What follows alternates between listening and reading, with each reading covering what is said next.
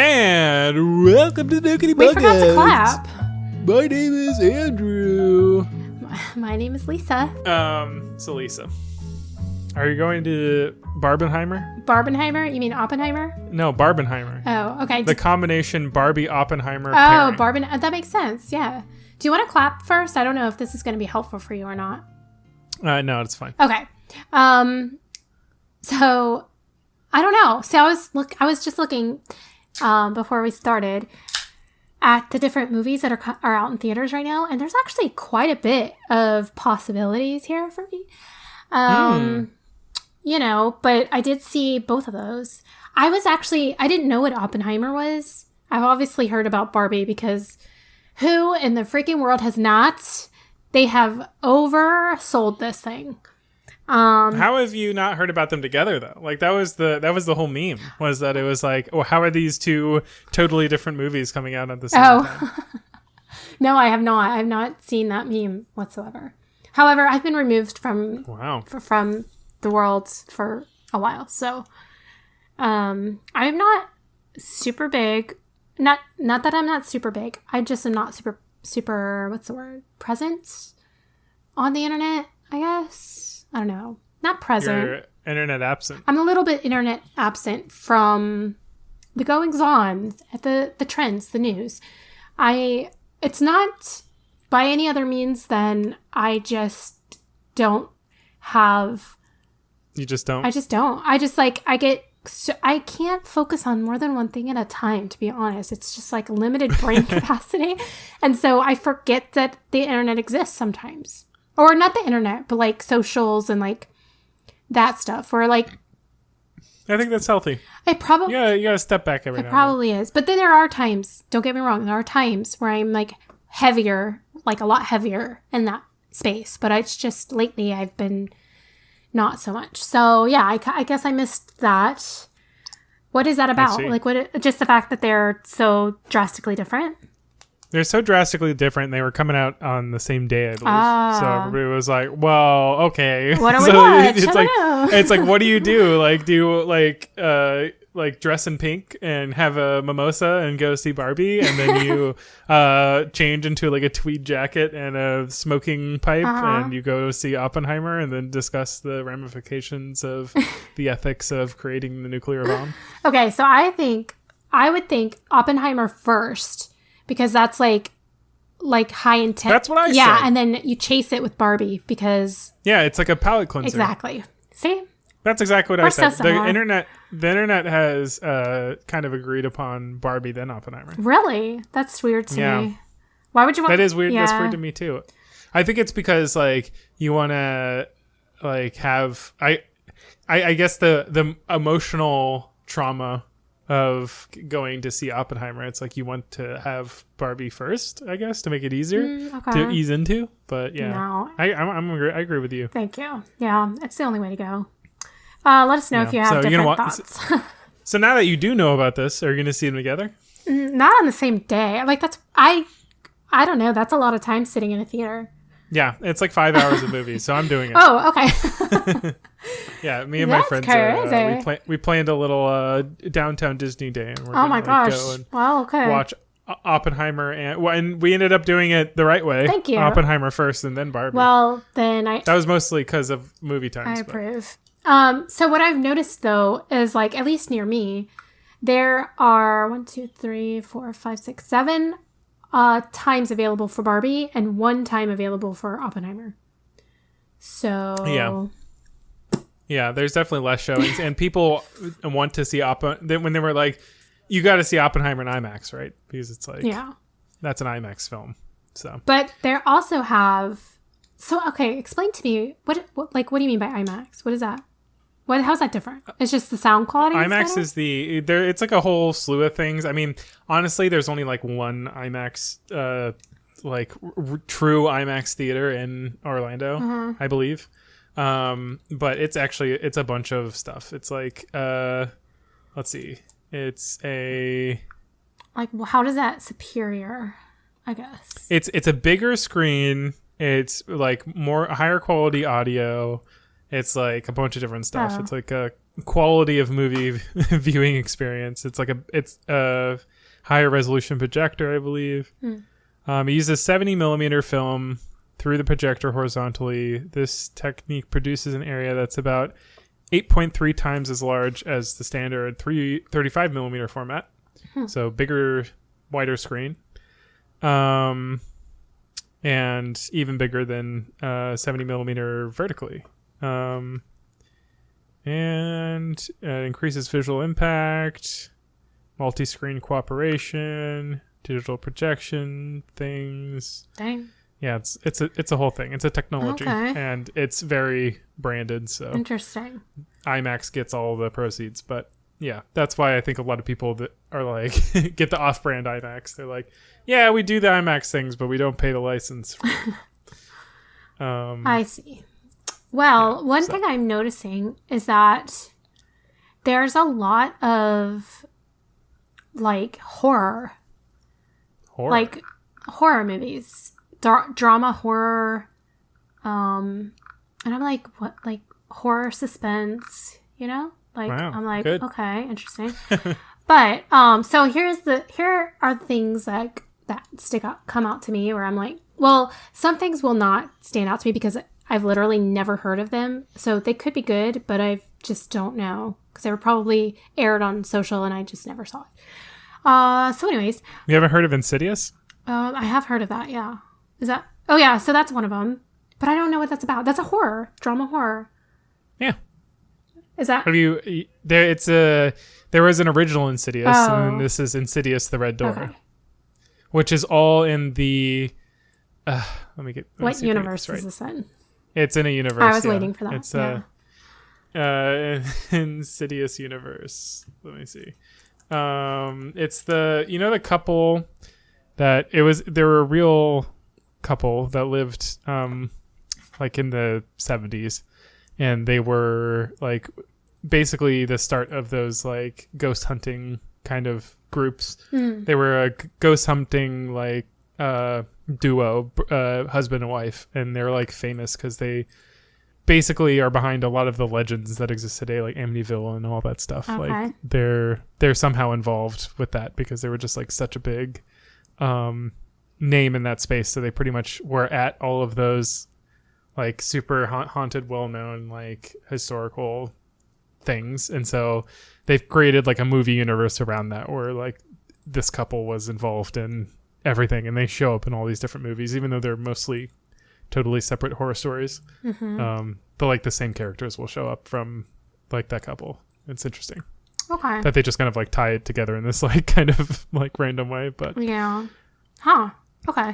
Well, I don't know. Like whenever I used to be really into like darker stuff. I think I've talked about this on the past podcast, but I have started to really like restrict myself to watch and get into that world, like horror, suspense, thriller. Like when I say thriller, I mean like dark thriller, not like, Mission Impossible thriller. Well, I'd say Mission Impossible is more like an action film. Okay, so yeah, like I mean, like yeah, so just whatever. I kind of save that for Halloween time, like September, October time period, and like books and stuff too, because yeah, I was like really into that stuff for a while, and I feel like it's not super healthy to be into like that kind of stuff. Did you put it down for any particular? I don't know if it's too personal, but did you get like weren't able to sleep at night or something like that? I will say that I didn't really think that it was bothering me that much because I had like an interest in it, and not only that, but like true crime is also included in this bubble. Really into like true crime. However, I was in that period of I was kind of in like a really dark place, but I didn't really think that it was affecting that dark place. Like I went through a really this is totally separate. Difficult. Yeah. Like I just kind of like, I guess I felt like my mood was kind of dark. So it was fine because I was like gravitated towards this dark stuff. And didn't want to see that there was any kind of connection or whatever, but my anxiety levels were like so high, and at that time I was dealing with like depression and PTSD and like going through like a lot of really difficult things. And I almost felt like the darker themed stuff, like especially true crime, was actually helping in a way, which is weird to say, but it was almost like helping me feel like it was like a connection that was like, what's the word? Just like supportive in a way. I don't know how to explain that. Vicarious, perhaps? Not necessarily vicarious, but almost like relatable, I guess. And like my darkness, like my anxiety and my craziness, like that I was kind of, I say craziness, but like I wasn't like, I don't know. It's not as, I don't want people to like think crazy. Like it wasn't, well, crazy. Anyways, but like, and I just felt myself like feeling this like a weight and I would get anxious like and have lots of issues. But anyways. So being able to see like darkness in a film, it's kind of like, yeah, that's like true horror. It was almost like comforting. It kind of made you feel better. Yeah, it was your actual life. It was comforting in a way, to be honest. And so I kind of like stuck around that for a while. But then it wasn't really like I intentionally distanced myself from it. I just started getting more interested in other things as I was healing, and just exploring other things and like exposing myself to other things, and just kind of like it was starting to like separate from that a little bit. And the more I separated from that, naturally, yeah. And then I realized at some point, I was like, you know what? Like, I feel lighter. And maybe it could have just been my healing process, but I do feel like now when I like, maybe because I've been removed from it more, now when I do have access to that stuff and I do interact with it, I feel that like a little heavier, and I feel like my anxiety a little bit more, and I feel, like it does like, and I don't know if it's because I also was in that space when I was really involved in that. Yeah, and maybe it's like triggering you, like bringing you back in time. Right. So I don't know like what exactly is going on there, but I do definitely notice just more of a difference in me personally. So I don't mind it. Like I still enjoy it. Like it's still an interest to me, but just personally, I don't want it to be like a part of my everyday world, I guess. It's like strictly that Halloween time, because then I can sort of assign it to that rather than something deeper, I guess. You know what I mean? So I don't know if that explains that, but I'm not against it. I think it's cool. I like it still, but like actually right now, it's not, I mean, it is true crime, but it's kind of like not deep, dark true crime. So we've been watching scammers and like catfish stuff lately. The lighter true crime. It's kind of been very interesting and fun, but speaking of kind of real world drama. Yeah. So speaking of like more dark, I don't know, it's not dark obviously, but one of the movies that's out right now is Haunted Mansion, which I don't have high hopes for because I don't know, it's just the one with Eddie Murphy. I think no, that's from like 2004. Yeah, no, it's a newer one. It's a new one, but it actually comes out tomorrow. So interesting. Yeah. But so I was like curious about that, but I'm thinking like maybe I'll hang on to that and watch it later. But and then the other ones were Oppenheimer, Barbie, Mission Impossible, Indiana Jones, and I think that's it. Oh, there is one that looks interesting, but I don't really know anything about it. Because it's an anime. It's called Princess Mononoke. Have you heard of that? Princess Mononoke? Mononoke, yeah. Oh my God. Is it like a re-release? Or are they doing like a theater release for it? Because that's from like 97. It just says production 2023, and it's going to be released August 5th. Oh, so it's not out yet. No. Yes. Director is Hayao Miyazaki. Miyazaki, yeah. Okay. Is that how you say it? Yeah. Miyazaki. Yeah, okay. So it's like a re-release? Or are they like remastering it? Because that is one of my favorite movies of all time. Really? Okay, so I don't know anything about it, but I'm like reading it and I'm like thinking like, this is so me. Like I would totally be into this. And so, is low-key the theme of my wedding. Oh, really? So, oh yeah, we God. had there's little characters that you'll see in the movie, and they're like hidden in our centerpieces if you have one of those. Oh. Yeah, I do actually. Is that what those are from? Oh, okay. Then I'll definitely have to see it because I'm like, I didn't know anything about it. But again, it looks, I don't know. I don't really know that much about it. I'm just reading about it. It does seem to be darker and more violent, which I do like about anime. Like that is a part of that is something that I was drawn to. So, and I typically am sadly drawn to that, like more the darker sides. I don't know why, but I am. But yeah, anyways, it's interesting because like with anime, anime versus like generally American animated movies. It's like you have such freedom when it comes to animation that you can tell all kinds of fantastical stories with them. And I mean, like for example, Pixar has told like obviously very fantastical stories, but when it gets to like darker subjects, it like still provides such a great medium to be able to tell like dark and even violent stories. But I don't know, there's just something in like American culture that we're like, no, anime movies are like kids movies. And so they're always like kids themed. I know. When they're animated, so then you kind of like lose out on that whole possibility and genre of like animation, but not with anime. Like anime will go there, and it's really it can be really good. Yeah, I agree. And I mean, obviously I probably wouldn't want younger children watching it because they might not be able to process like what's going on or make sense of it and really like understand the fantasy part of it, like at certain ages. Yeah. So, and I can understand like I understand why there is sort of that side of let's keep younger children away from anime because it's become so big now that like a lot of kids are really into anime now.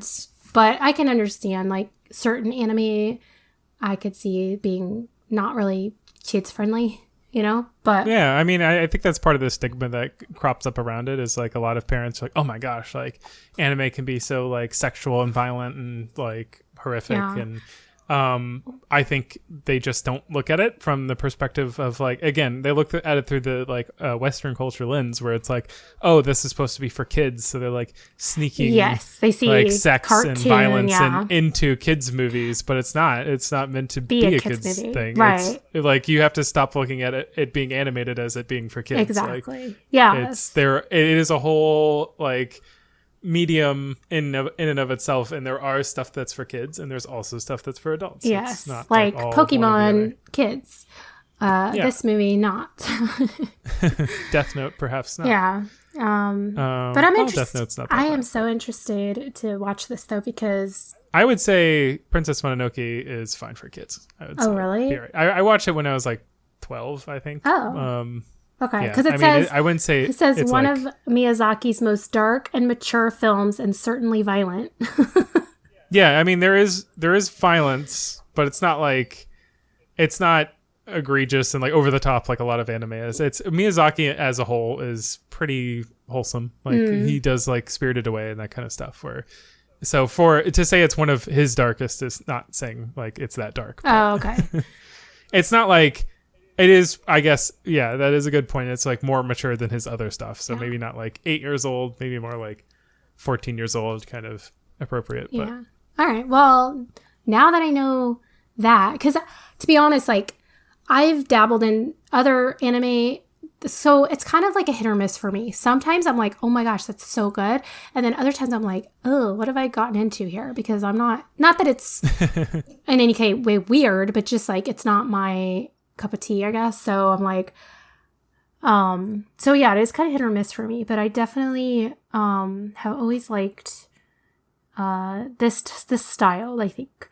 So yeah, and especially since you give it a good recommendation, then I'm definitely big ups for anything Miyazaki, but particularly Princess Mononoke. But yeah, I think that is a weird thing about anime that like style is also like a weirdly huge part of it, where it's kind of like I don't know what it is. Like, I feel like with movies that are shot with film, like, will be stylized. Like, that's not like lots of movies take on a style. Like every movie has a style in a sense, but some of them are like heavily stylized. Like I'm trying to think, like something like The Matrix, for example, is like has a lot of like it puts a very definite vibe over everything, right? And there's like filters and stuff to like reinforce that. But at a point, I feel like you can just say like, hey, The Matrix is a good movie and you should go see it. And I think most people won't be turned off by like the vibe and style of a movie on like at point blank. Like that might be a detractor for them, but it might not be like something that's like, well, I can't watch this because I don't like the style. Whereas like with anime, I feel like there is just like certain styles and I'm like, I can't watch that. Even if somebody's like, this is a great show, and I'm like, I can't. Like One Piece is one, like Dragon Ball Z for me. Oh yeah, I just Dragon can't Ball Z watch is not those for me either. Something with the animation style, I'm just like, I can't with this. Like I just like every time I see it, I'm like, ew. Yeah. I just hate it. I haven't been able to get into Demon Slayer. That's a huge one, like for people. Oh, that's so good.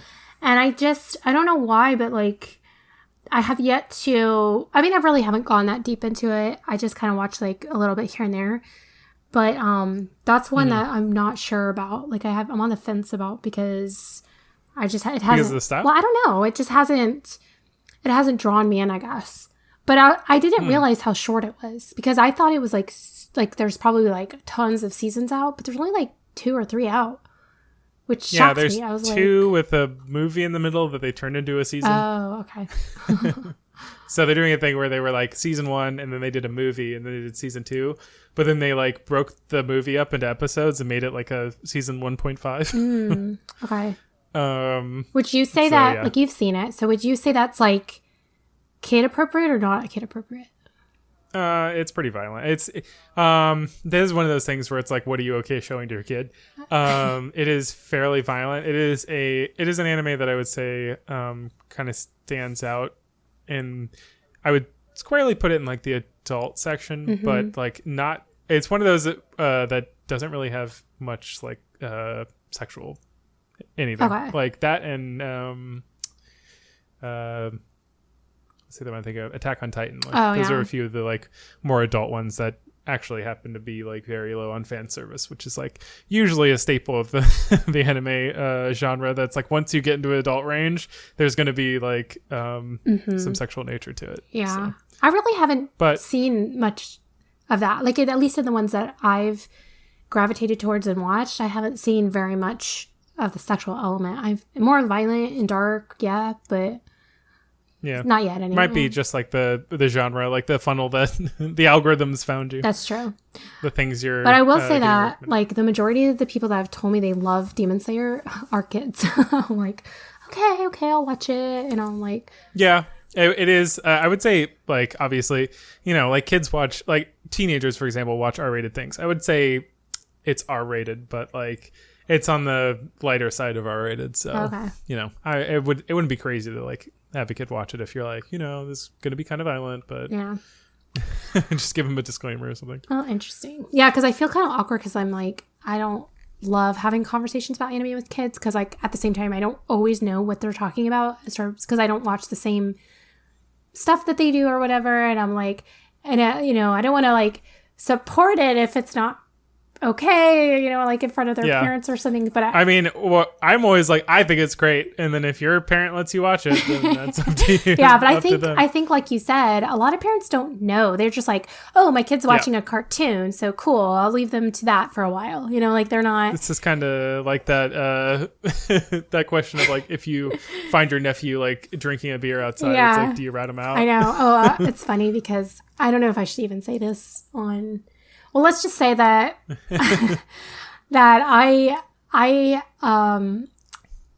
became aware of a kid who was smoking marijuana, and I was an individual. Actually, there were 2 kids. They were together. There was 2 of them, and I was so on the fence. Like, what do I do?